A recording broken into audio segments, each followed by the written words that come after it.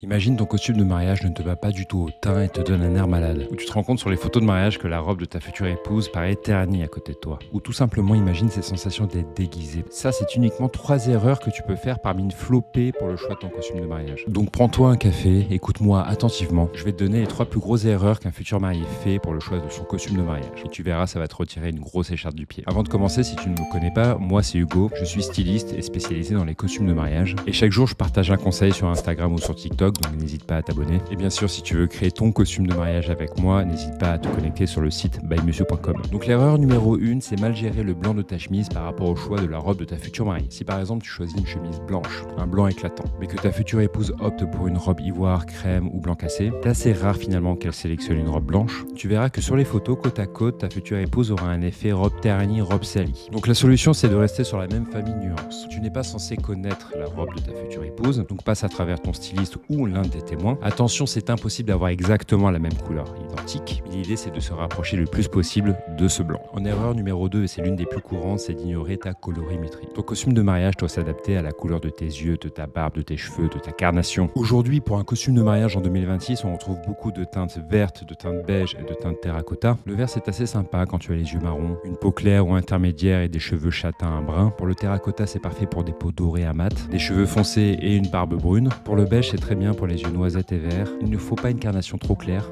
Donc si tu as une carnation très pâle, choisis au moins un beige texturé ou travaille sur un style dépareillé. En erreur numéro 3, c'est d'oublier l'équilibre du look. Aujourd'hui, les mariages sont plutôt décontractés. Et très souvent, je vois toujours une erreur, c'est de toujours vouloir trop en faire. On n'est pas forcément obligé de mettre un costume 3 pièces avec la montre, avec un nœud papillon, avec des boutons de manchette, avec la chaînette, etc.